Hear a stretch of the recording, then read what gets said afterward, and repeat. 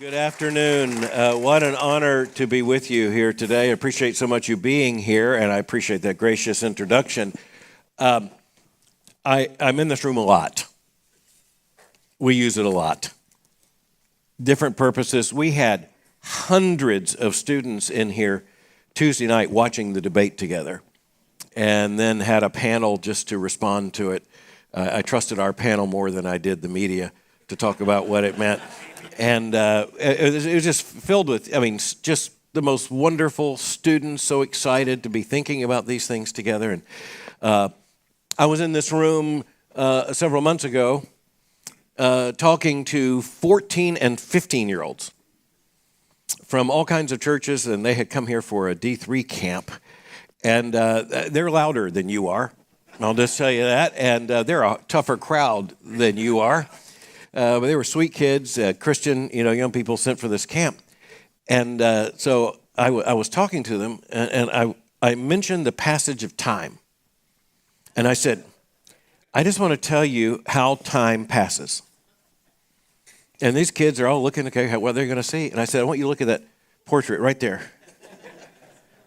I want you to look right here. That's 30 years. That's you want to know what 30 years looks like? Look there, look here. And it's just fascinating seeing these 14-year-olds go. Yeah. I thought, well, hey, it's as shocking to me as it is to you, kids. That's the way this works. What a privilege in particular to be with so many friends of the seminary and then guests who are here. And it's fun to think about some of the things we're going to get to think about and talk about today. And with a very serious intent.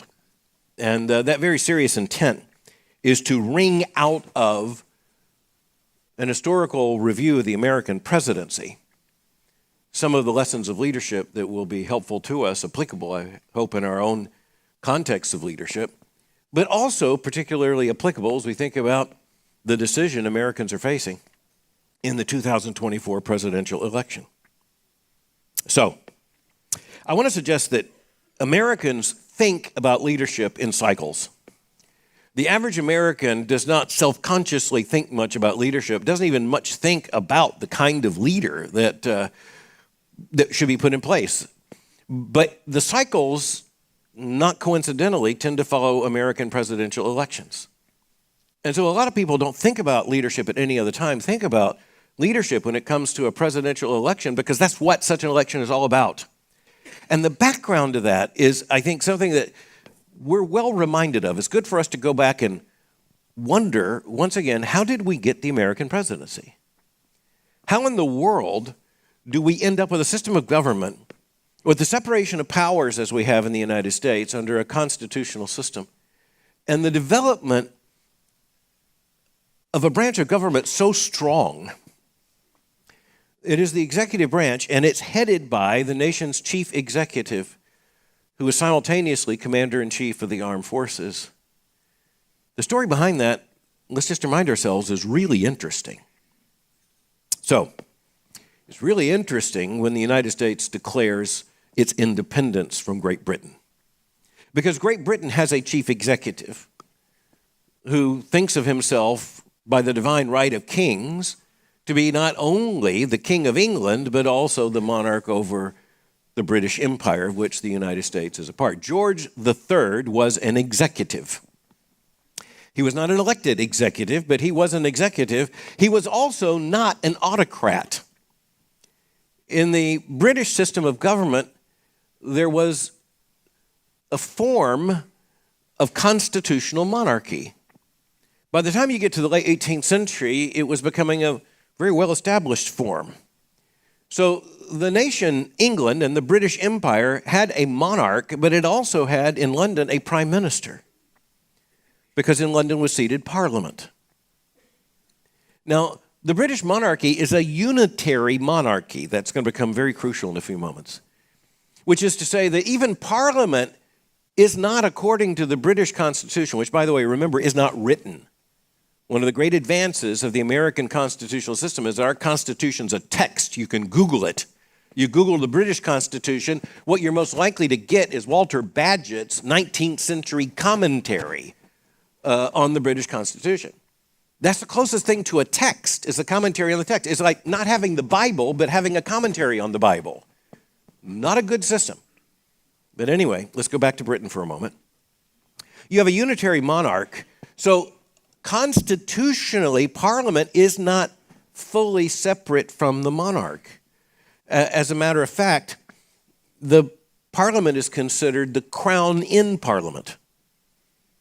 So how does one become prime minister? The monarch has to ask an individual to become prime minister. And you say, well, that's kind of a formality now. Well, yeah, but the whole British monarchy is kind of a formality now. But I'm not talking about Charles.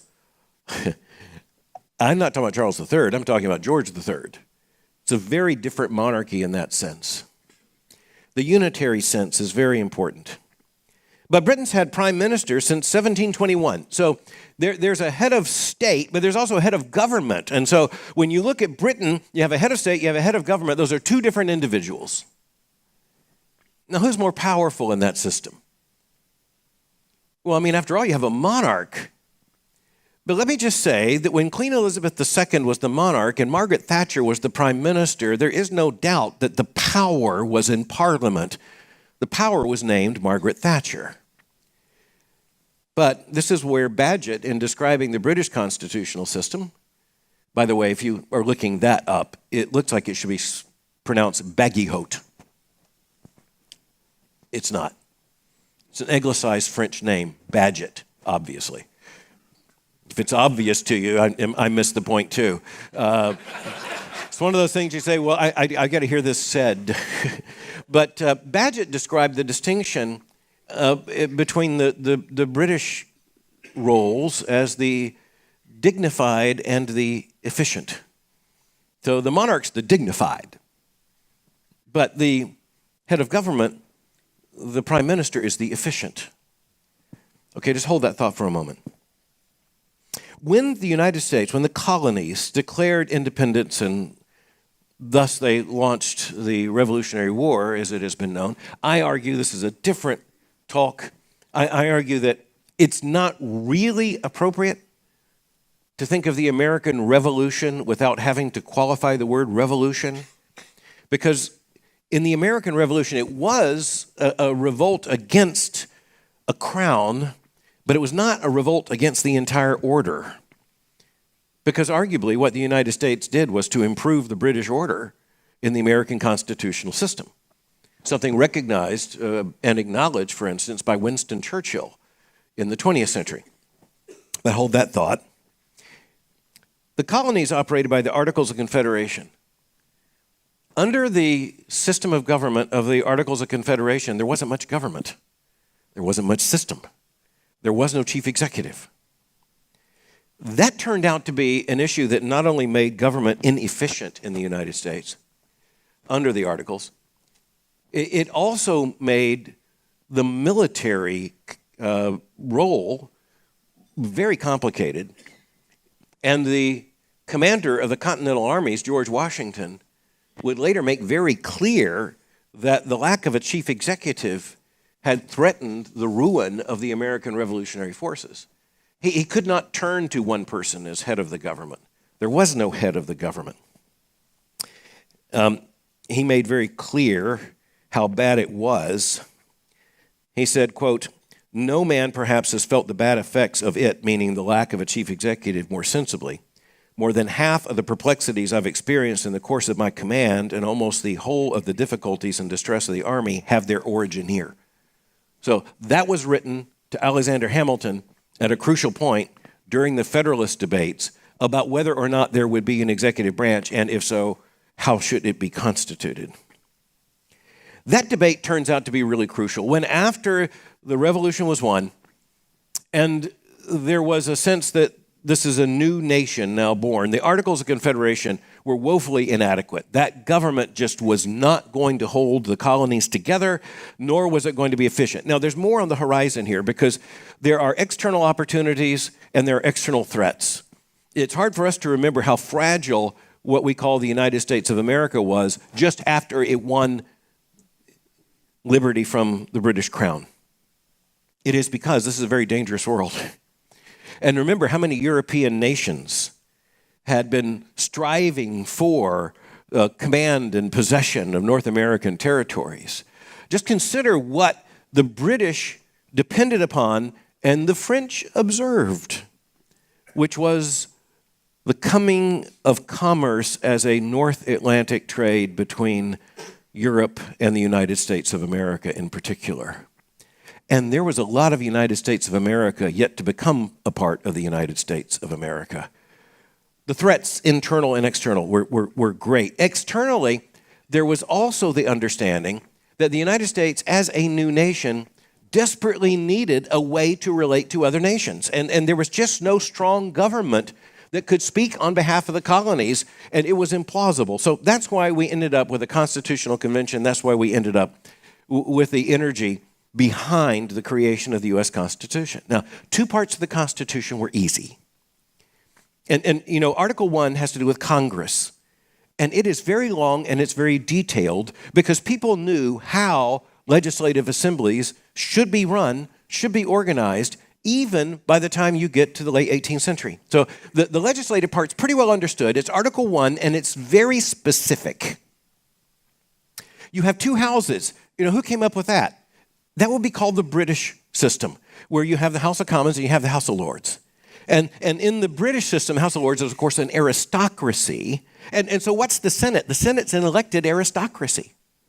There are 50 states, there are only 100 senators, and their main job is to stop the House from ruining the country. Yeah. The House of Lords was the cooling saucer for Parliament. The House of Commons, I mean, after all, a bunch of rabble. No telling what they'll pass. And it was the responsibility of the House of Lords to just slow that down. The United States Senate has much the same role, 6-year terms, not 2-year terms. And of course, not even direct election of senators in 1789 in the first constitutional system. So even as you look at this, you recognize, okay, that was pretty easy to understand. And so even as you look at the House of Representatives and you look at the House of Commons, they're not the same thing. It's a crucial difference. But the legislative process works in a very similar way. If you had the experience, as Mary and I have had the experience several times of sitting in and watching Parliament in session, different accents, you have the opposing benches, but it's the same kind of conversation you would hear in the United States Congress. So the legislative branch was fairly easy to figure out in the federal system. It was a question of how you come up with a representation. The judiciary was easier to put together. But of course, the great American innovation was a judiciary and a Supreme Court that had defined powers, but also undefined powers, but was defined as a co-equal branch of government. So what becomes crucial there, of course, in Marbury versus Madison and the development of the early Supreme Court is when it claims the right of judicial review to strike down legislation or actions it declares to be unconstitutional, that there is no British court with such power. Even what is now called the Supreme Court in Britain has no power to render an act of Parliament unconstitutional. It can simply rule by those actions of Parliament. So that's a crucial difference. So again, the Americans were really putting pretty much back in place a British system, but improved. And by the way, our British friends, written down in words. But what about the presidency? The presidency, the American presidency, is a very modern invention. There is nothing like it in the world. So when you're thinking about the American system of government, our Constitution is now the longest operating written constitution in human history. No small achievement. Our constitutional order is, though always threatened, a constitutional order is always threatened. It's a hostile world, and it's an agreement. Agreements, can be broken, but it has endured nonetheless. But the presidency, as an invention, is only as old as the United States Constitution. So we're just looking at the very last years of the 18th century, going into the 19th century. How did they come up with the presidency? Well, in one sense, by genius, and in another sense, by accident. So you may remember the Federalist Papers. One of the earlier of the Federalist Papers, entering into the argument for the Constitutional Convention, was written by James Madison, and he presented what became known as the Virginia Plan for the presidency, for the executive branch. And being Virginian, it's a very important thing just in terms of American history, different political tradition than, say, New York or Massachusetts.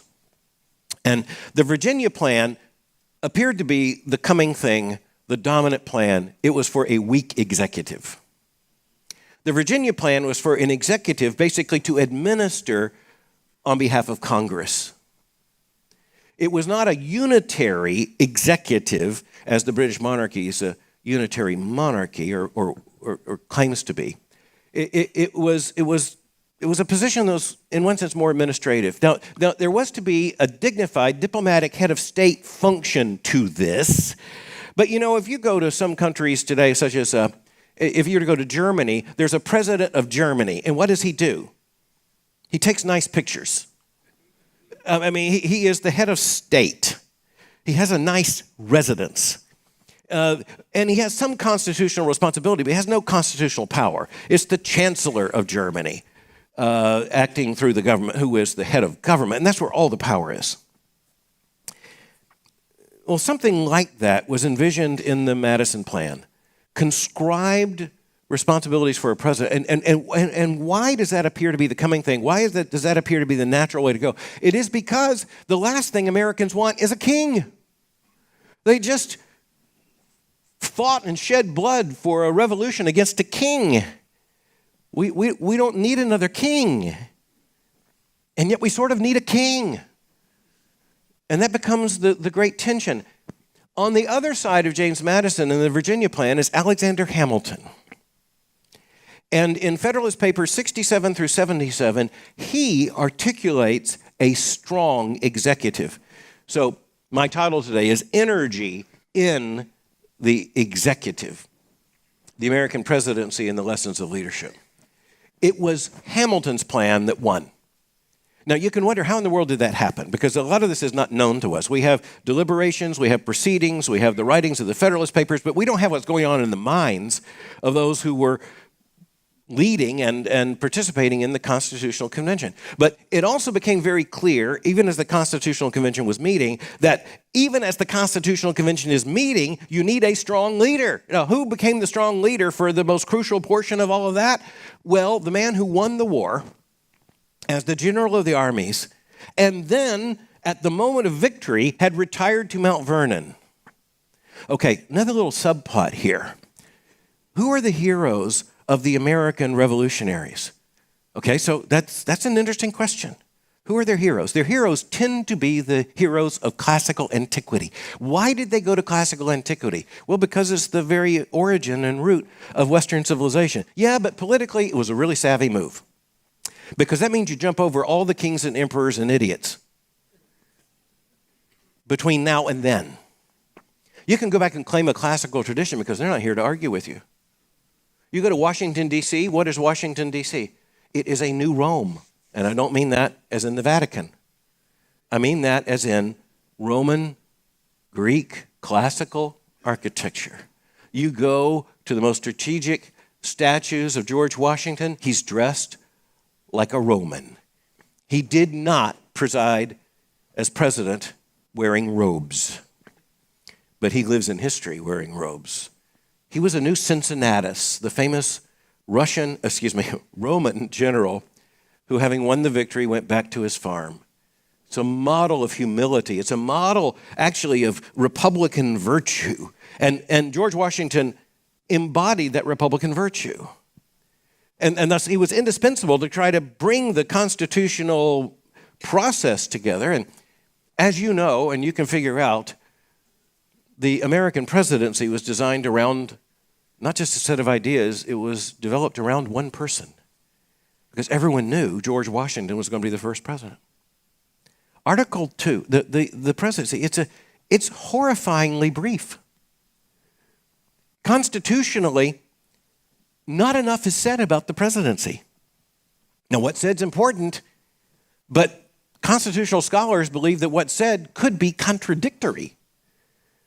It would take someone actually working this out to develop what the presidency would become. And that someone was, of course, George Washington. So, Madison wants a strong legislature with a weak executive.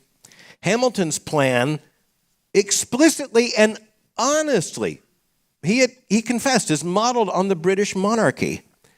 It actually won. That's the most amazing thing. They toppled a king and then created one. But a Republican chief executive, an elected monarch, so to speak. Now, again, the American left hates this language. So, I mean, that's a part of the constitutional and political tensions of our day. But Hamilton put it in print. So, I mean, the Federalist Papers are there.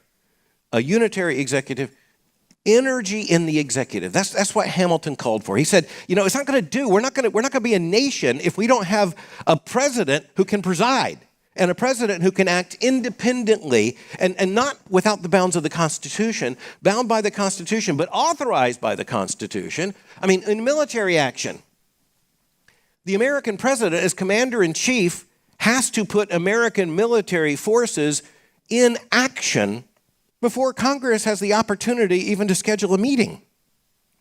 And if that was true in the 18th century, how much more true is it now? Now we just take for granted that there's a button. And the people with a lot of uniforms, with a lot of stars on their shoulders, are 24/7 in proximity to the American president. There's a situation room in the White House. We expect the situation room to be monitoring situations and responding to situations. We also understand we don't want to know about a lot of them. We just want the right things to happen. Which means that, by the way, there's a split personality in the American public and in our constitutional order when it comes to the American presidency. We want him to follow the law. We want him to abide by the Constitution, except when it's quite necessary he'd do something different. And then you don't need to tell us about it. Until you do, then you have to explain yourself. And that's why, by the way, just in our contemporary moment, the Supreme Court decision about presidential immunity went the way it did. It wasn't about Donald Trump. It was about the fact that if the court had ruled any other way, whether our political polarities will ever admit it or not, we wouldn't sleep very well at night if a president looking at situations, most presidents, indeed, I'm going to go out on a limb here, I believe it is unassailable as a statement that I tell you that every single president of the United States has broken the law repeatedly. I'm going to tell you that every single president of the United States has at some point, or I can say most, I'm not sure Calvin Coolidge did this. I'm seriously, but most presidents at crucial points have exceeded their constitutional responsibility because they had to. Now, some of them also exercised venality and did things for which there needs to be public accountability. But we live in a world in which the Constitutional Convention, I think, did the right thing in understanding that if we don't have a president, this nation's not going to exist very long. So, anyway, George Washington becomes the first president, an elected monarch of a sort, a first citizen. One of the people who commented on this simply said about the president that this is the one, the energetic executive who will be a symbol for the nation. Virginia's Richard Henry Lee referred to the president as the first man, a visible point serving as a common center in the government towards which the people will draw their eyes and attachments. Somebody's got to represent the United States of America. Someone's got to stand there with a flag on either side. Someone's got to stand behind the podium and say, the United States is this, and we will do this. And this is where the United States stands. And by the way, the constitutional system came up with a unitary executive, which is fascinating in a number of ways. We have a head of state and head of government, the same man, who's also commander-in-chief of the armed forces. That's an entirely modern development. No such an elected official, no such office had ever existed in human political history until the invention of the American presidency. And there have been other political systems that have tried to modify the American presidency, and most of them have failed. Most of them have failed. Somehow the American presidency has survived. The unitary executive, and again, in the Reagan years, this became a vast issue of constitutional debate because President Reagan was operating on a political theory of a more unitary executive than the Democrats wanted to acknowledge. So when I say it's a unitary executive, lots of people on the American left are about to go into apoplexy. But that is the word, one of the words that was used in the Federalist Papers. And the first thing, unitary, you need to think, head of government and head of state, the same person. Okay, that doesn't happen in most places. And that was a direct contradiction of the British order. But the unitary executive means something else, and it means that he can fire everybody in the federal government. That turned out very early in American history to be an absolutely crucial issue. Because there were those who said, the Senate has to confirm, let's just say an attorney general. And thus, if you have an attorney general and the president fires him, well, he can't fire him because it took the Senate to confirm him. So the Senate has to be consulted if you're going to fire the attorney general. Well, number one, that just wouldn't work. But number two, very quickly, presidents asserted, no, this is a unitary power. Everybody in the system works for me. The current American president, when elected, has a responsibility to appoint 4,000 positions directly. 4,000 positions. Now, that's just a sliver of the administrative state, which is a part of what's strangulating the United States. But nonetheless, those 4,000 positions, from cabinet rank all the way down, they're absolutely crucial. By the way, the shortcut here is to say, my argument is that the American system is actually becoming more like the British system, even as the British system is becoming a bit more like the American system. So someone like a Margaret Thatcher or a Tony Blair emulated American presidential habits as a way of making very clear. I mean, dramatically, Margaret Thatcher held a celebration of victory in the Falkland Islands and did not ask the Crown to preside over it. Ooh, that didn't go down well. That's very presidential, right? Oh, yes, someone forgot to invite the Queen. Okay. The American presidency is unitary in another sense.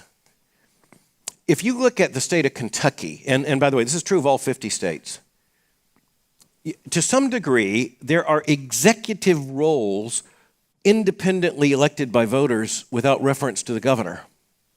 So we elect an attorney general in Kentucky. We elect a state treasurer in Kentucky. But in the federal system, you elect a president and now a presidential ticket. And what you end up with is a unitary government. So who is the commander-in-chief? Who is the chief executive? It is the President of the United States. George Washington, in assuming this, understood that it was his role to flesh this out. And George Washington sought to do that with equanimity. He sought to do that with a great deal of dignity. He knew that people were going to be watching him. Washington said this, quote, "I walk on untrodden ground. There is scarcely any part of my conduct which might not hereafter be drawn into precedent." I mean, there were those who wanted to refer to him as Majesty, the President of the United States. He didn't want to be Majesty. He understood the simple Republican, little r, the simple Republican dignity of, ladies and gentlemen, the President of the United States. That actually turned out to be regal, but without the trappings of monarchy. The eventual consensus was for this strong executive role precisely because Washington would be the first. He would set the precedents.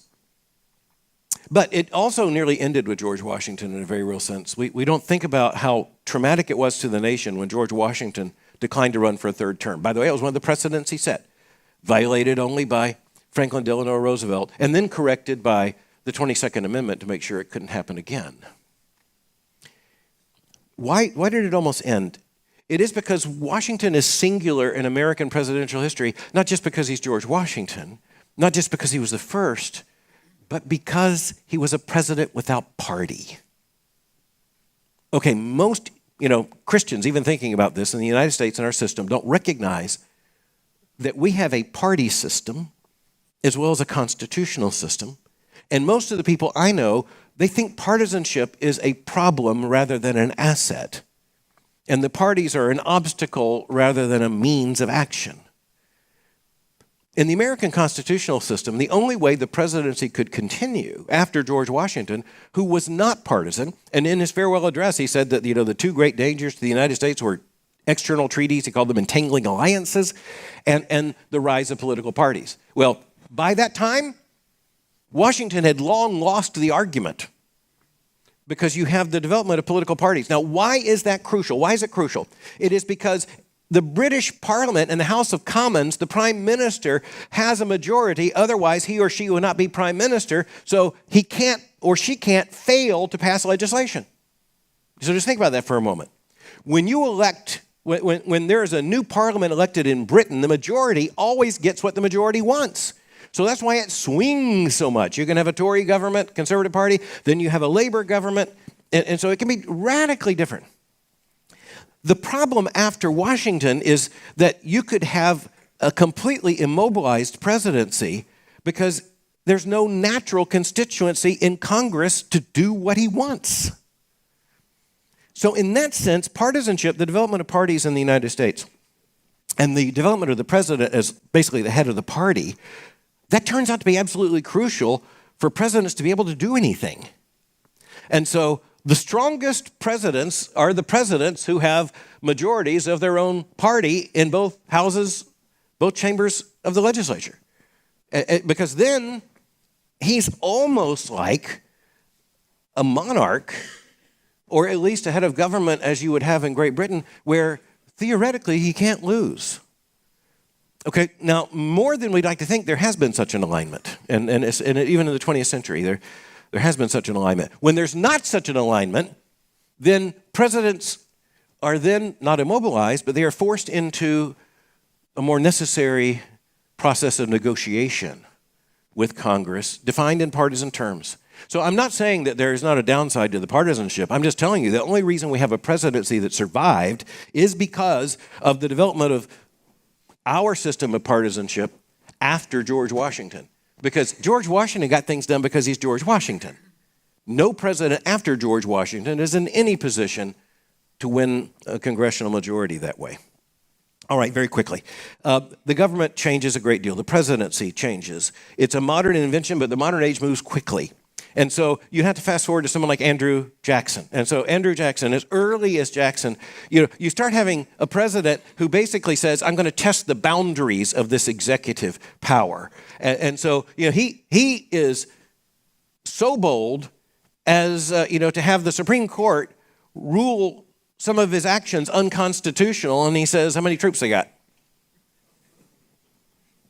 All right, now I can't tell you right now in detail whether that was a good or a bad thing, but I can tell you I don't think any president since then has been quite so bold to say that. And in general terms, I think it was a very bad thing. But nonetheless, it does point out the fact that you have to have a president who buys into the constitutional system and actually embodies that constitutional system, because only with that kind of confidence can he, when necessary, exceed that system and maintain the credibility of his own personal leadership and of the presidency. The next big turning point I'm going to say is Woodrow Wilson, president 1913 to 1921. And this is, I think, a very negative thing, but it is also tied to the modern age. It's kind of like the Industrial Revolution, good things and bad, but, we don't have time to make that debate. But we're living with the legacy of the Industrial Revolution, and I do not intend to ride a horse home. And so I'm basically thankful for it. But much like that, in the modern age, you had in the United States, following the model of Otto von Bismarck in Germany, the rise of an administrative state and a bureaucracy. And Woodrow Wilson wanted that. Most Americans don't know Woodrow Wilson considered the American Constitution out of date. And he wanted to just ignore the Constitution. He had argued for this as a professor of political science at Princeton. He wanted to exceed the presidency's executive function as defined in the Constitution by means of this administrative state. And like Bismarck and like others, he knew that that state would become increasingly impervious to politics. So that's what Otto von Bismarck wants in Germany, in Prussia specifically. He wants a government that's impervious to politics. Well, that's what we have, brothers and sisters. By and large, in Washington, we have hundreds of thousands of employees who we're paying for and who operate a regulatory state who are impervious to politics. And that means things are moving in one direction all the time. And that means more than anything else in the direction not only of what they think, but what they think is in their own best interest. All right, stop preaching on that. But the presidency is different after Woodrow Wilson. It's fundamentally different. And then it's transformed again under Franklin Delano Roosevelt. And again, it's a crisis. It's the Great Depression, and then, of course, it's the crucible of the Second World War.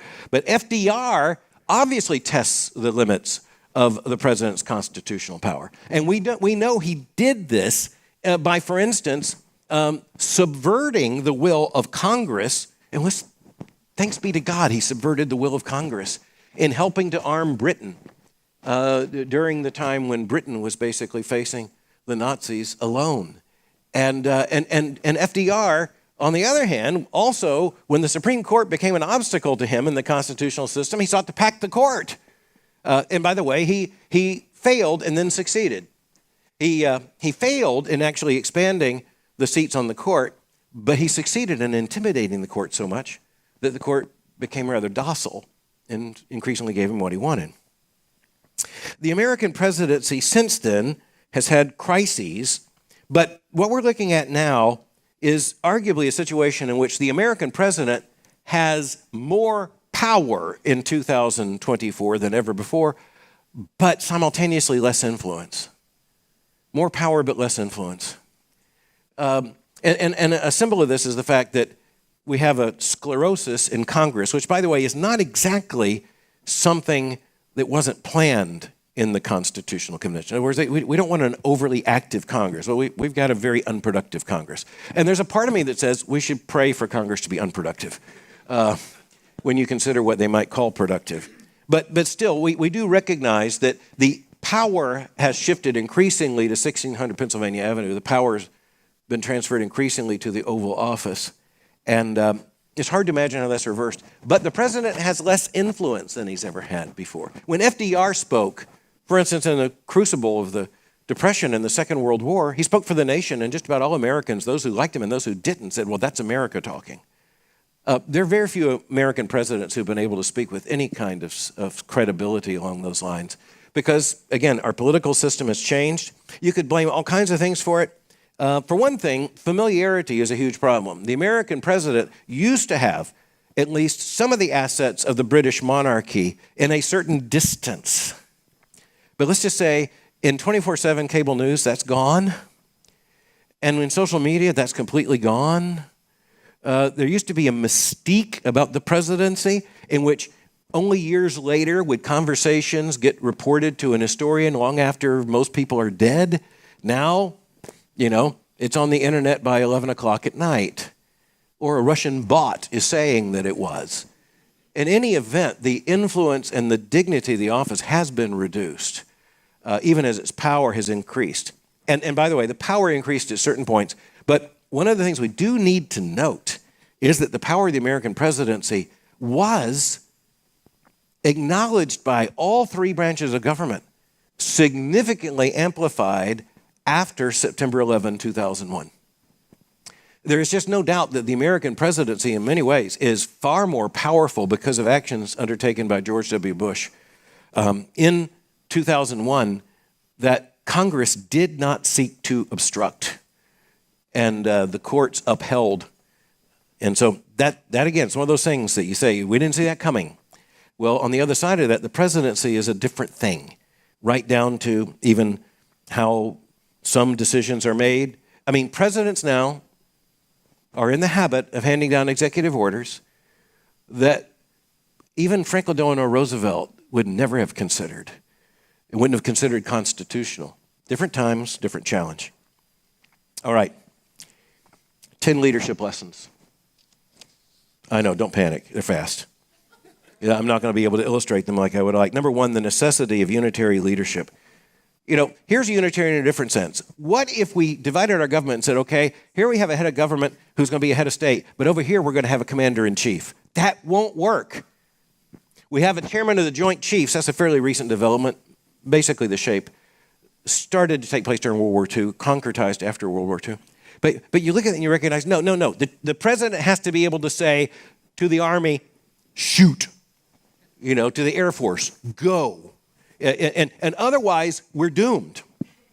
And so that's unitary. And where you have a situation where it's not unitary, you do not have the United States of America. You do not have the stability of our constitutional order.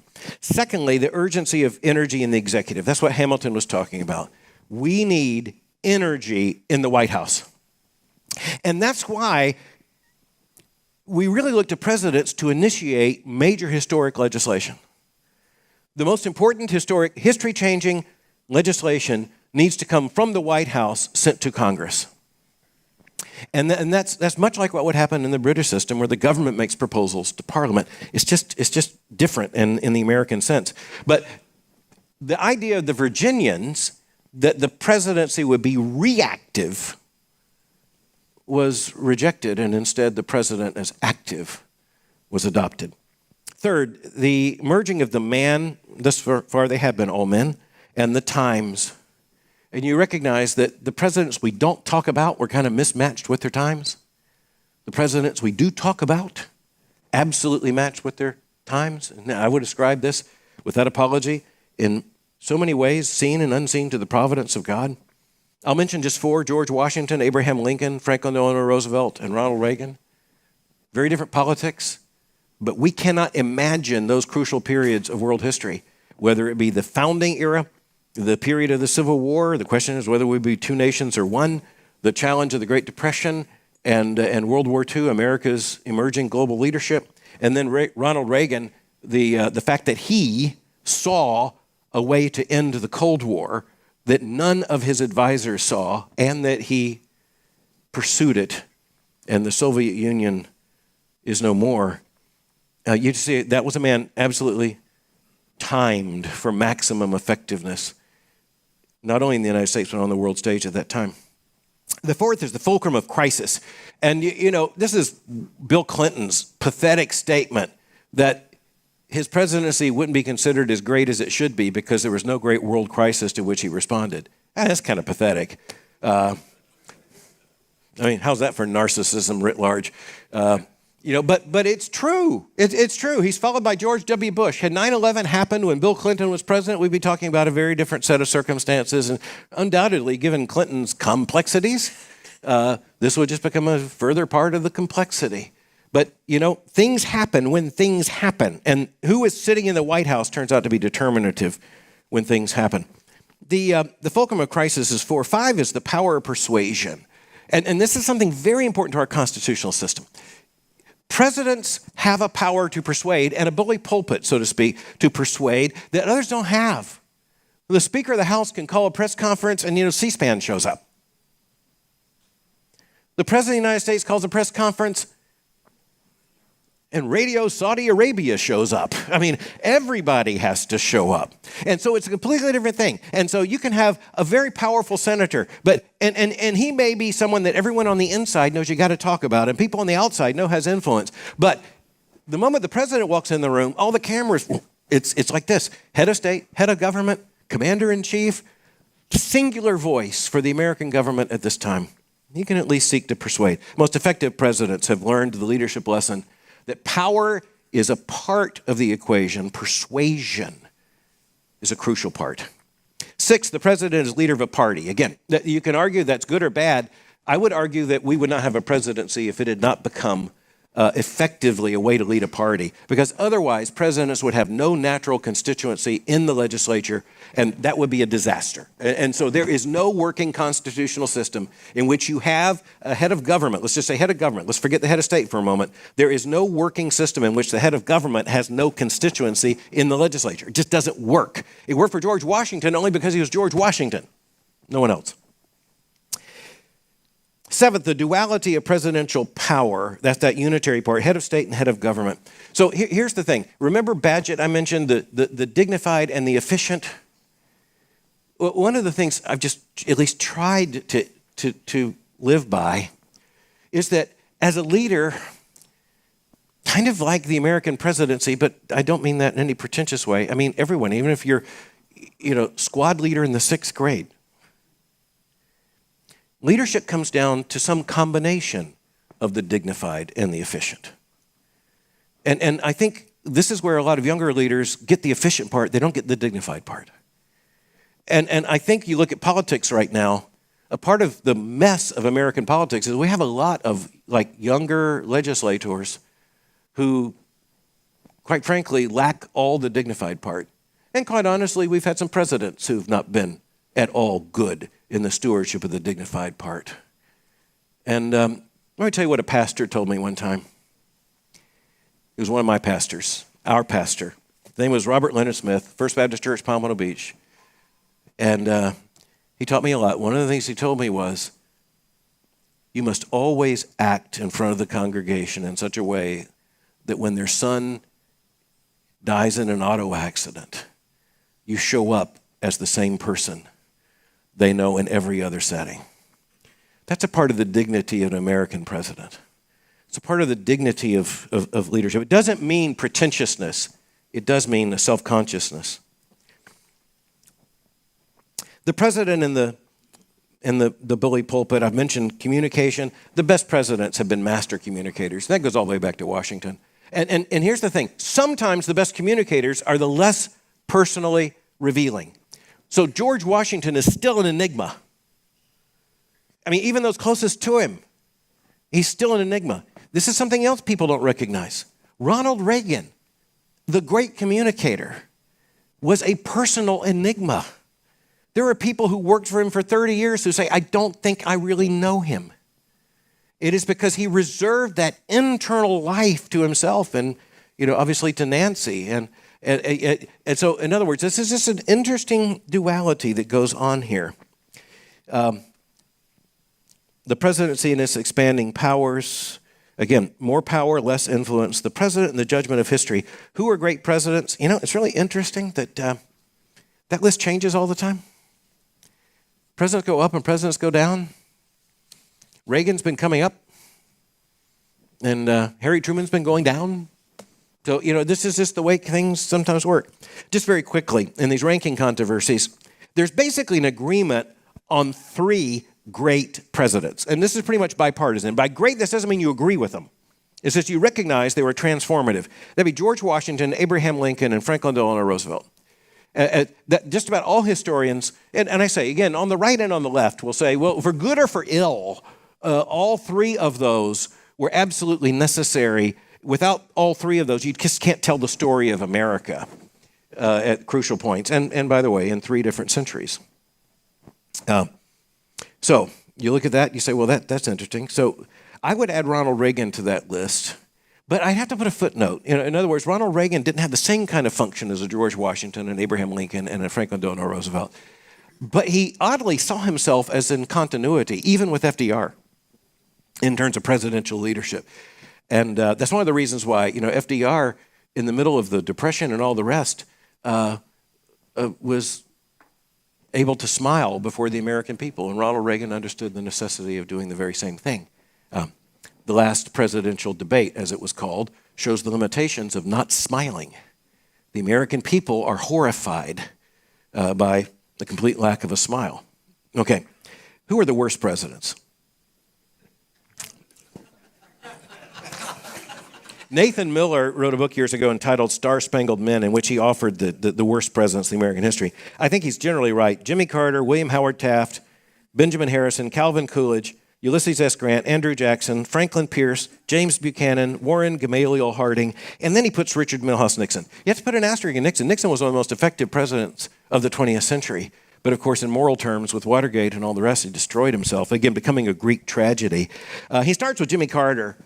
And I did a Thinking in Public with President Carter. I was editor of the Christian Index in Georgia, where President Carter had vast influence. He was on the other side in the SBC controversy. He criticizes me pretty savagely in 3 books. Never by name, by the way. It's always the president of the Southern Baptist Theological Seminary. I don't even deserve a name. It's just he who must be condemned. President Carter spoke at a Southern Seminary commencement just before I was elected president. It was held down at the Center for the Performing Arts. It's all on video. You can Google it. You can watch it.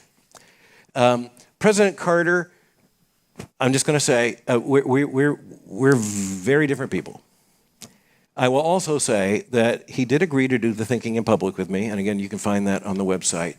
And he's been very gracious in so many ways, which I appreciate. I think at the end of the day, he's a Southern Baptist in terms of his heart, even if he's not Southern Baptist in terms of his church membership.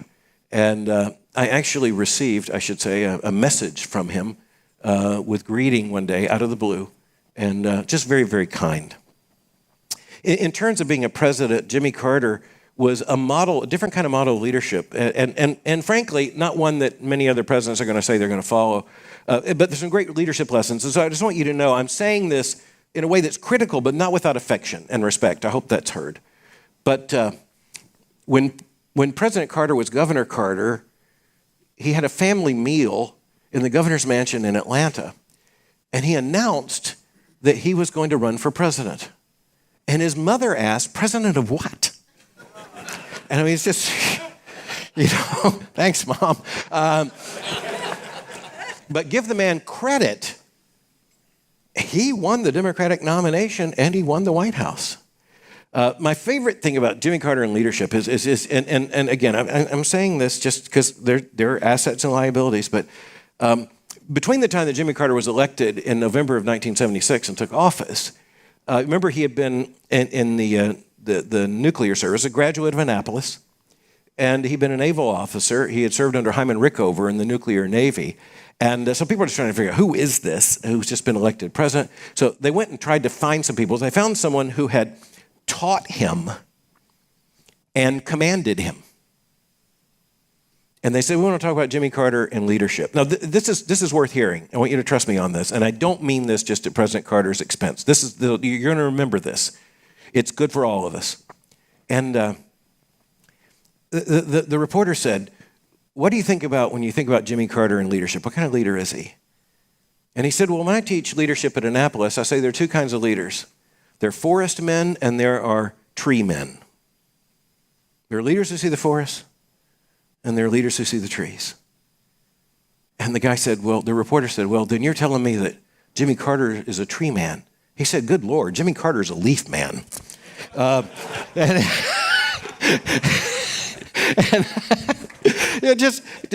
a way just to describe this. Jimmy Carter, you may remember, got so bogged down in details that the leadership often didn't happen. And you may remember that one of the oddities of his administration was there was a debate and a conflict on his staff on access to the White House tennis court. And at one point, he had the sign-out list for the White House tennis court in the Oval Office. Okay, that's micromanagement. That's a leaf, brothers and sisters. And just a reminder to us that these things matter.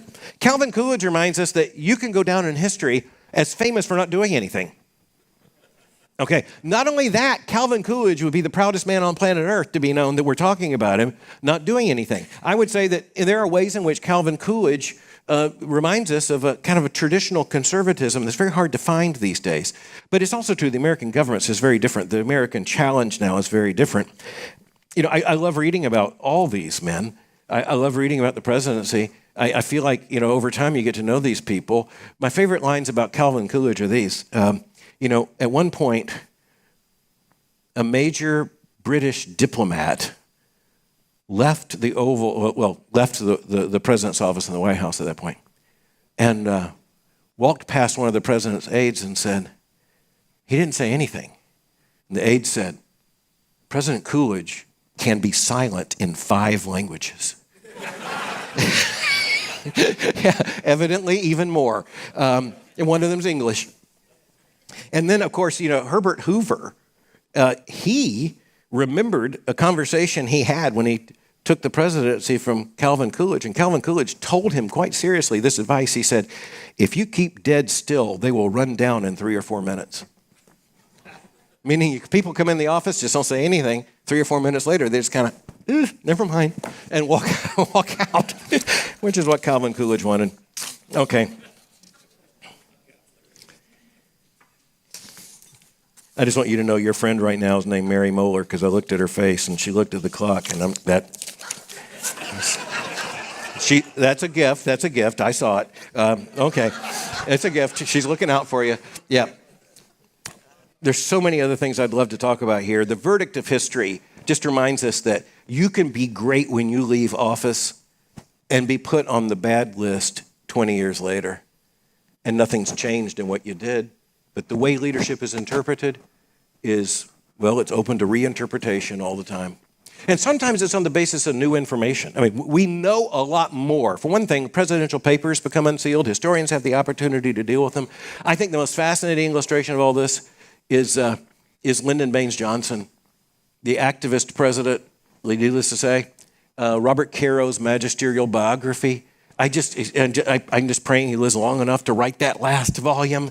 It's so encyclopedic. But what he has done in that massive biography of Lyndon Baines Johnson, he's changed the way we understand the 60s in particular, just because of the primary documentation he's been working through for all these years. So this is a good reminder to us. The verdict of history can be very different. The realities of power, it comes down to this. The American presidency is so powerful that it has made some leaders great and it has broken others. The presidency has broken several men. And it's just a reality that we elect them or they go into office with the great hope they can handle this. Not always the case. The presidency, on the other hand, has made some leaders great. I guess one of the greatest examples of that, to be honest, is, I mean great. I don't mean great in terms of the fact you're talking about them all the time.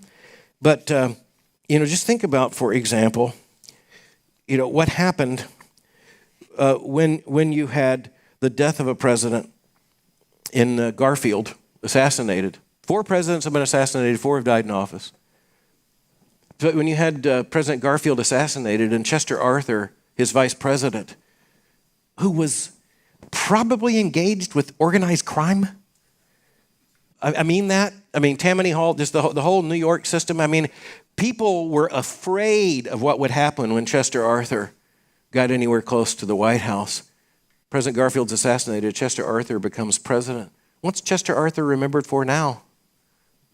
Helping to break the back of organized crime. And by the passage of laws, so in other words, sometimes the presidency makes somebody, this guy's considered crooked, becomes president. It's a very different story. Now, we're not talking about Chester Arthur all the time, but it's an interesting observation about the presidency.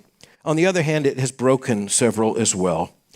But as we think about America's constitutional history and we think about the 2024 presidential election, perhaps the most sobering reality, the most sobering leadership lesson is that we have the president we deserve. No president's imposed upon us by a foreign power. One way or another, the president we have is a president who has gained that office by constitutional means, representing the will of the people somehow. That's a sobering reality. It certainly underlines our responsibility looking at November of 2024. And quite frankly, we're also reminded of the fact that we're electing a government, and that government's going to establish policies. And so the presidency is now much bigger than the president. We're not only voting for the individual who's going to sit in the Oval Office chair, we're also voting for thousands of people who are going to make the policies and establish the direction of the regulatory state, or who are going to sit on the seats of judgeships and be justices on the Supreme Court. Quite frankly, I take that as a very powerful indication of how I must vote. So you put all that together and you recognize George Washington. Well, I don't know what he would think if he saw the picture today.